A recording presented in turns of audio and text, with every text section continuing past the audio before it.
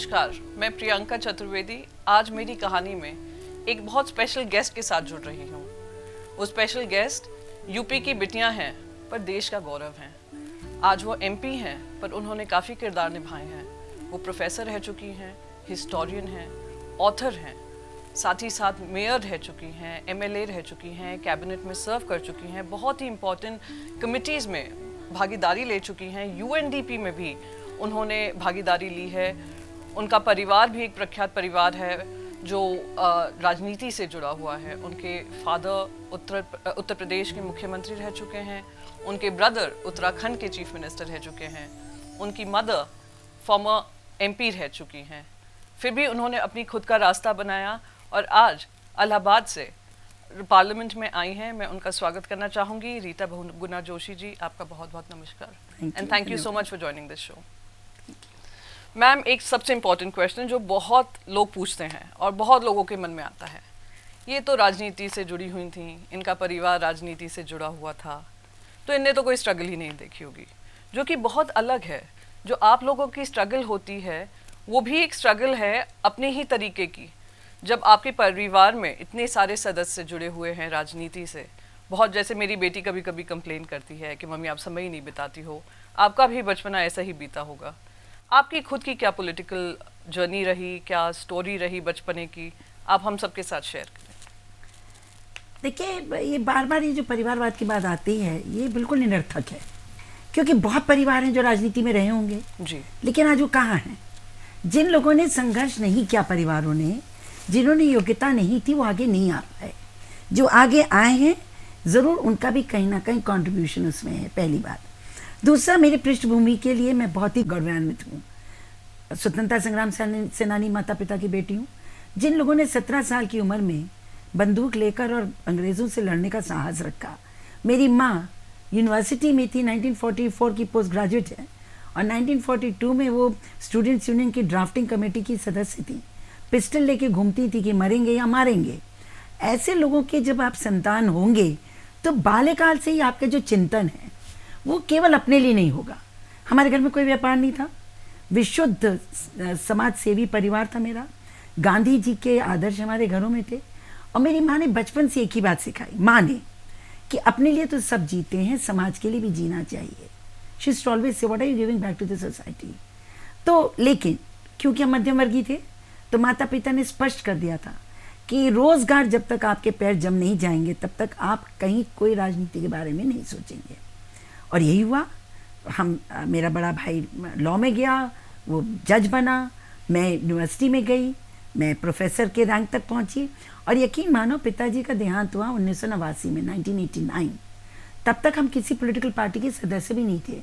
आप दोनों? My father did not launch us. उन्होंने किसी बच्चे को किसी चुनाव में नहीं खड़ा होने दिया, उन्होंने किसी बच्चे को किसी राजनीतिक दल का सदस्य नहीं बनने दिया। जबकि मेरे पिता ने खुद अपनी पार्टी फ्लोट की थी, हम उसके भी मेंबर नहीं थे। क्यों? क्योंकि हमें अपने प्रोफेशन में अपनी जगह बनानी थी। तो मेरी एंट्री तो पॉलिटिक्स में मेरे पिता के डेथ के 5 साल बाद शुरू हुई। ही डाइड इन 89 और मैं पहला चुनाव 95 में लड़ी। फिर आपने जो बात कही, लेकिन मेरी माँ ने जो सीख दी थी, जब मैं यूनिवर्सिटी में टीचिंग में आई तो मैंने कहा what next. I said PhD, what next, reader, what next, professor, बस। I said what more, maybe vice chancellor. तो बोली इतना क्यों, और तुम समाज को क्या दोगी? क्या करूं मैंने बोला, जब राजनीति, बोले ना ना ना ना, 74 तुम महिला आंदोलन में जाओ, महिलाओं के लिए लड़ो। अभी हमारे देश की महिलाएं बहुत पीछे हैं। I became member of the all India women's conference, I became the member of national women's conference of India, and I started working in women's movement and I work so hard. 20 साल मैंने सिर्फ महिलाओं के विषयों पर संघर्ष किया, पूरे ऑल इंडिया लेवल नहीं, अपने मंडल में, इलाहाबाद डिवीज़न में, प्रतापगढ़, फतेहपुर, इलाहाबाद, इसमें हम काम करते थे। बहुत पॉपुलर हो गए क्योंकि कहीं कोई चन्या होता तो पहुंच जाते थे। फिर आ गया रिजर्वेशन फॉर वुमेन 93। 74वें संशोधन में इलाहाबाद का जो मेयर का सीट था वो डायरेक्ट इलेक्शन से वुमेन में सीट हो गई, तो हम स्वतंत्र लड़ गए, independent. Will you believe it, in 95 independent candidate with no money, middle class, बड़े बड़े बिजनेसमैन की वुमेन लड़ रही थी, बीजेपी से, कांग्रेस से, and I won by 40,000 votes. Wow. As an independent candidate, first open election by public. और आप मोस्ट प्रॉमिसिंग मेयर का अवार्ड भी जीत चुके हैं। फिर उसके बाद तो there was no end 26 countries में यूएन पिक मी अप। वो तो कहते थे आप हमारी रोल मॉडल हैं, you are a teacher, you are from a political background and you are a mayor. तो उन्होंने मुझे मैस्कॉट बनाकर विमेंस एम्पावरमेंट का 26 कंट्रीज में भेजा। हर कॉन्फ्रेंस में मैं प्रिजाइड जरूर करती थी, they used to make me preside those conferences. I became UNDP की मैं बनी, आपको मालूम है, उनकी एडवाइजरी बोर्ड की मेंबर बनी।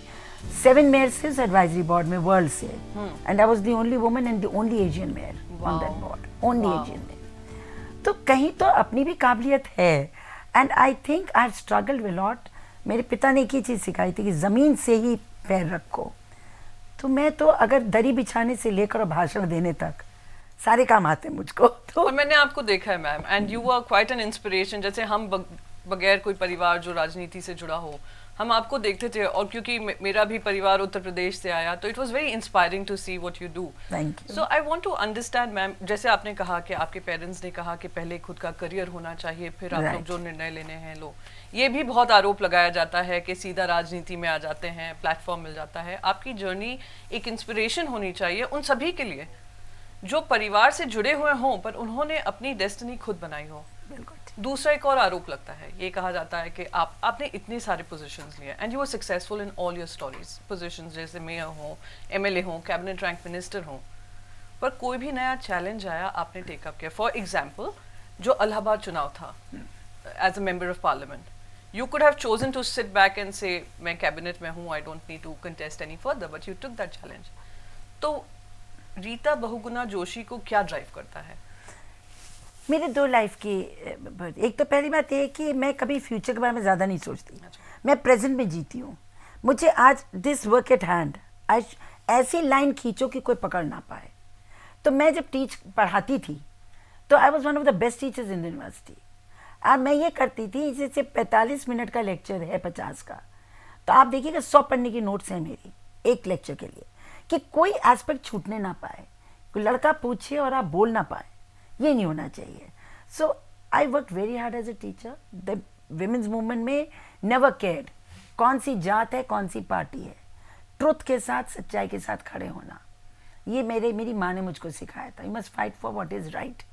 बहुत लड़ाई लड़ी लोगों ने कहा, अरे आप ब्राह्मणों के खिलाफ लड़ती हैं, आप उनको जेल भिजवा देती हैं। हमने कहा कोई पाप करेगा तो जाएगा, दैट इज़ नॉट देयर। ये पहला मेरा कॉन्सेप्ट। दूसरा, मैं बहुत अनुशासित हूँ, आई एम वेरी डिसिप्लिन्ड। अगर मैं पार्टी में हूँ और मुझे पार्टी लीडरशिप ने कहा कि आपकी ये भूमिका है, तो I will never ask a question. आप कह रही मेंबर पार्लियामेंट, मेरी पार्टी ने मुझसे कहा, क्योंकि गठबंधन था सपा बसपा का, और प्रयागराज में सब जितने भी पार्टी वर्कर्स थे या लोग थे, सबने कहा Rita Joshi is the best candidate, उसको भेजिए। हमसे पार्टी ने कहा आप लड़ेंगी, हमने कहा पार्टी का जो आदेश होगा। उन्होंने कहा आपको लड़ना है, हम लड़ गए। हमने कहा पार्टी कहे तो मैं तो प्रधान ही लड़ जाऊँ, तो क्वेश्चन इज़ नॉट दैट। तो डिसिप्लिन, मैं सोचती हूँ लाइफ में डिसिप्लिन बहुत ज़रूरी है।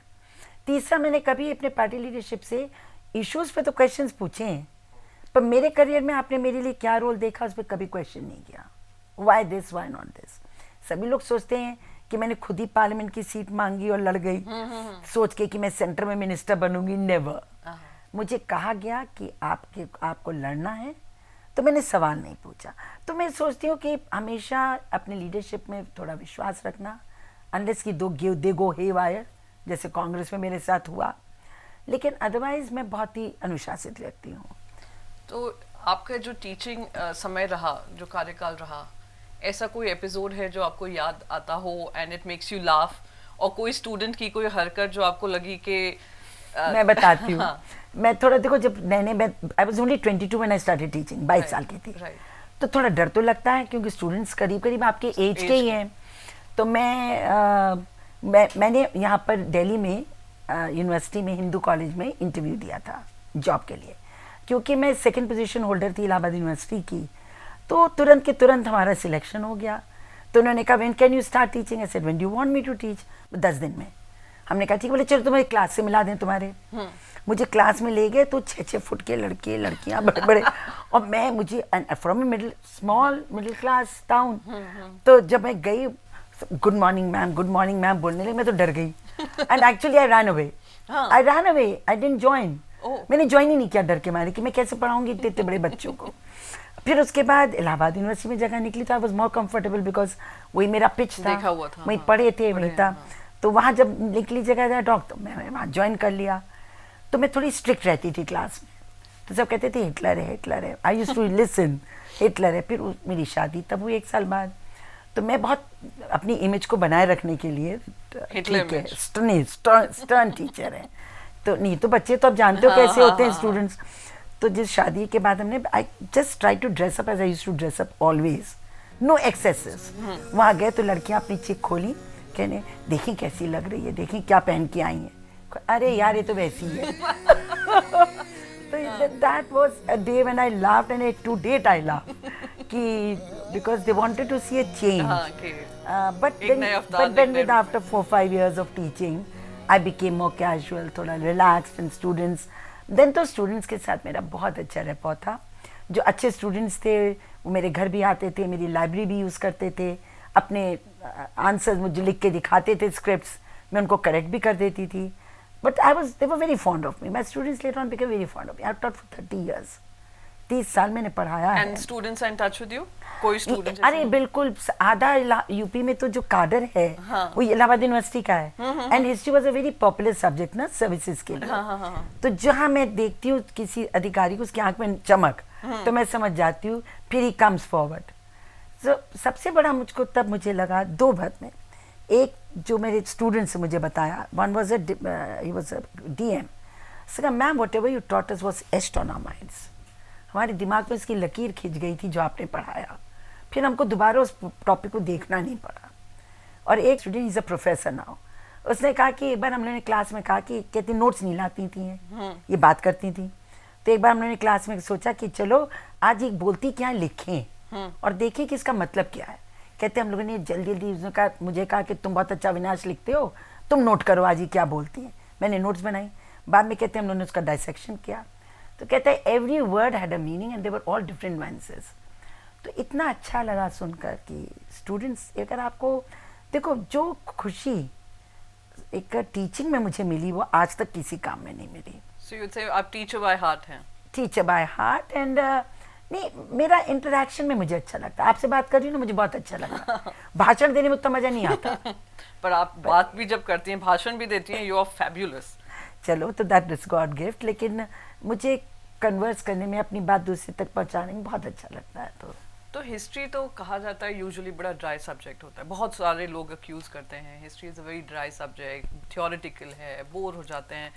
एंड आई वुड से कि आज का जो जनरेशन है, जो हम सोशल मीडिया है, व्हाट्सएप है, ये सब है, वो बहुत हिस्ट्री डिस्टॉर्ट भी करते हैं, बहुत हिस्टोरिकल नैरेटिव्स डिस्टॉर्ट होते हैं, या कोई नए पर्सपेक्टिव्स भी सामने आते हैं। I will not dismiss everything. तो आपका जो पैशन था हिस्ट्री को लेकर आपके नाना जी से आया, and that continued. So how did it begin, your passion for history? वो आपको पढ़ाते थे, आपके साथ छोटे छोटे समय बच्चे बिताते थे, नाना जी के पास मिलने जाते थे, तो नाना जी स्टोरी सुनाया करते थे। क्योंकि मिडिवल हिस्ट्री के वो हिस्टोरियन थे, तो हमको सुनाते थे नूरजहां ने ऐसा किया, तो रजिया ने ऐसा किया, तो दुर्गावती ने ऐसा किया, तो कर्णवती ने ऐसा किया। Used to tell me stories. कितने बड़े, झांसी की रानी ने क्या किया। तो जो विमेन लीडर्स थे, देखो unconscious, he was working on my consciousness कि महिलाएं ऐसी भी हो सकती थी। तो ही वाज इनडायरेक्टली एम्पावरिंग मी कि तुम महिला हो तो तुम द्वयम नहीं हो। तो used to tell me these stories. तो वो बचपन से इंटरेस्ट आ गया।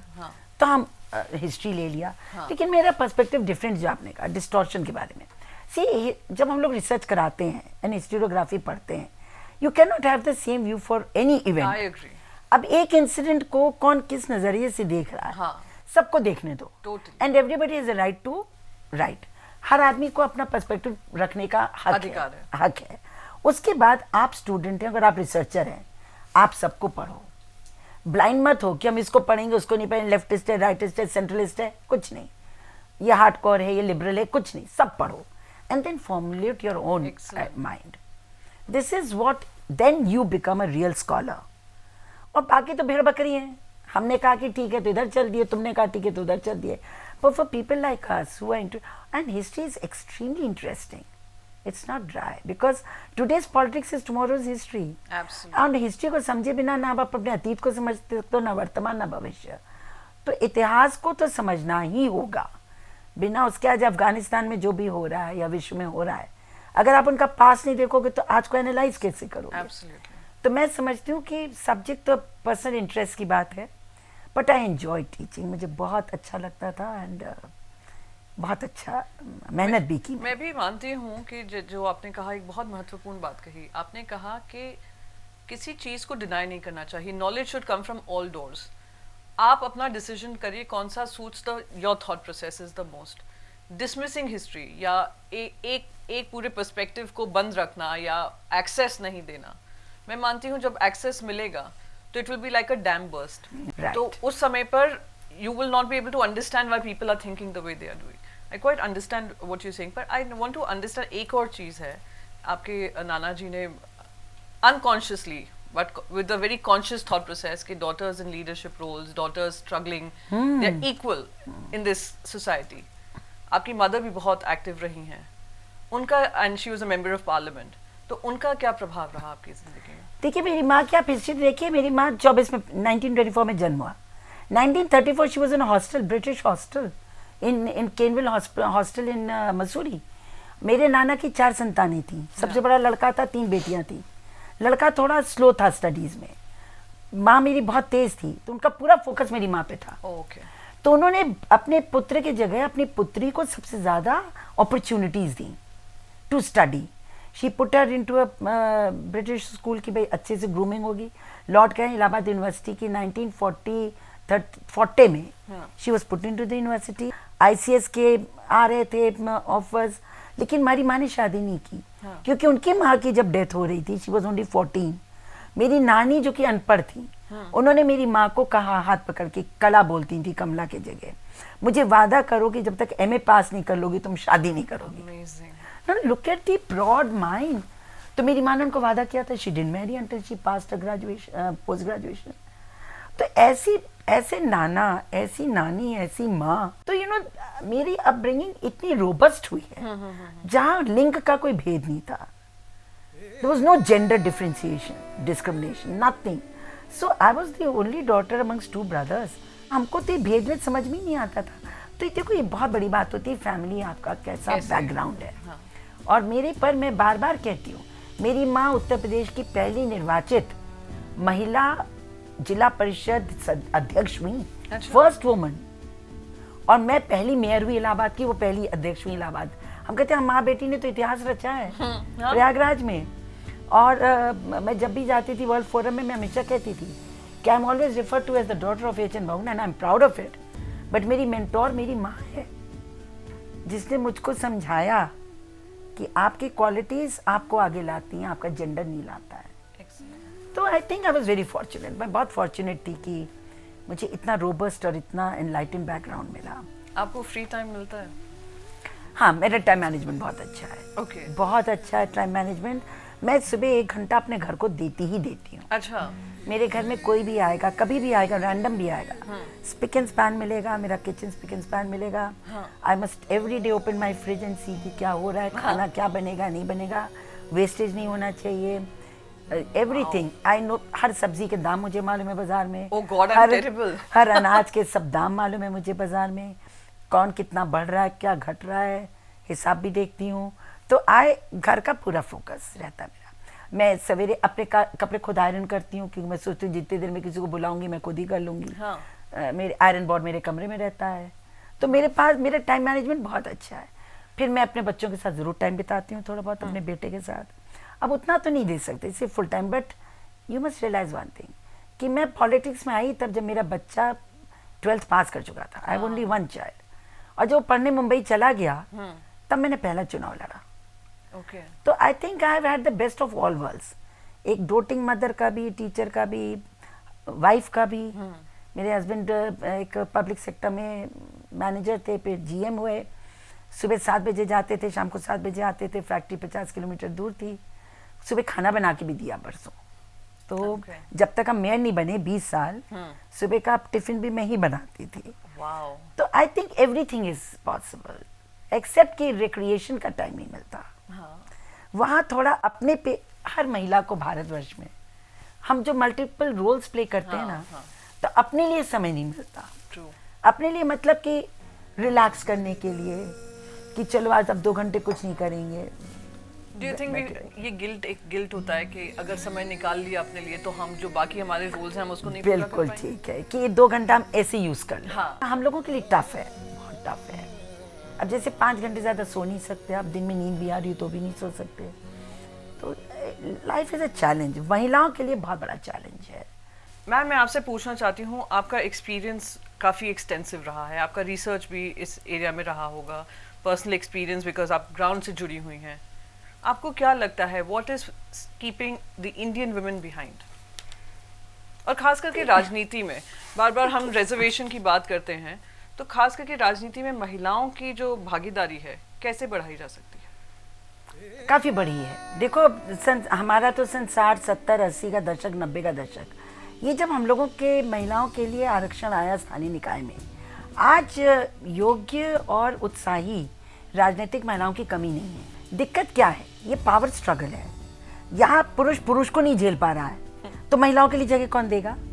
तो महिलाओं को संगठित होकर खुद अपने लिए जगह बनानी है, और पार्टियां, राजनीतिक दल और सरकार सिर्फ मदद कर सकती है।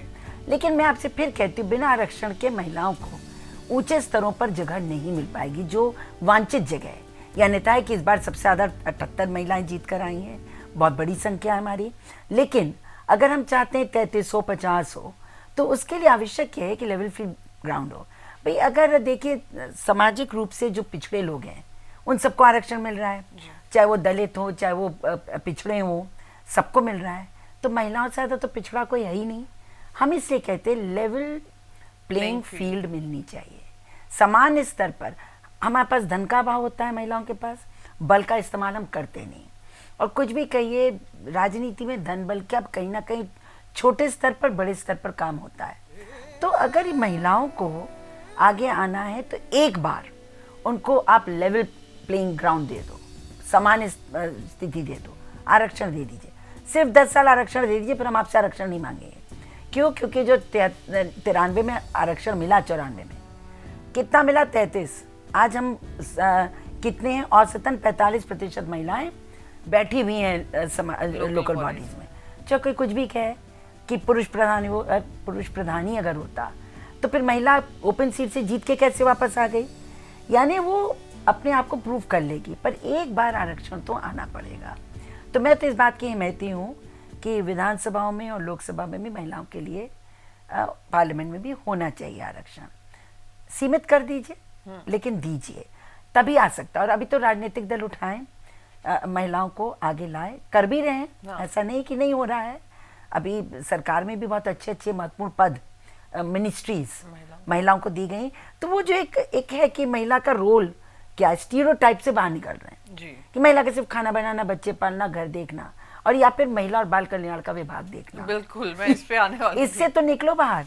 अब आज वाणिज्य भी कर दिया, फॉरेन भी कर दिया, विदेश मंत्रालय भी हो गया, रक्षा मंत्रालय भी हो रहा है, HRD भी हुआ। तो अब मल्टीपल रोल, अब उनको बेटर रोल्स मिलने लग गए और वो अपने आप को सिद्ध भी कर रहे हैं। तो मुझे लगता है कि थोड़ा जो पुरुष मानसिकता राजनीतिक दलों में है, इसको भी थोड़ा नरम पड़ना पड़ेगा, और पड़ रहा है मुझे लगता है, क्योंकि उनको मालूम है कि अब महिलाओं का वोट बहुत महत्वपूर्ण हो गया है। अब महिला नहीं कि पुरुष जहाँ कह देगा वहीं वोट डाल देगी, ऐसा नहीं है। उसने अपनी सोच डेवलप कर ली है और वो अपनी मर्जी से वोट डालती है। अनपढ़ हो, ये जो महिला आरक्षण आया ना, इसने महिलाओं को राजनीति से जोड़ा है और उनके राजनीतिक चिंतन को एक स्वतंत्र एक रोल दिया है। तो एक अब महिलाएं सोचने लगी हैं। तो जैसे आपने आपकी काफ़ी समय लोकल अथॉरिटी बनकर एज अ मेयर आपने रोल निभाया, how important do you think जो लोकल गवर्नेंस है? बहुत सब हम लोग सेंट्रल पॉलिटिक्स की बात करते हैं, पार्लियामेंट की बात करते हैं, असेंबलीज की बात करते हैं, सबसे इम्पॉर्टेंट रोल अगर कोई प्ले कर रहा है वो लोकल गवर्नमेंट बॉडीज़ कर रही हैं, पर उस पर बहुत कम चर्चा होती है।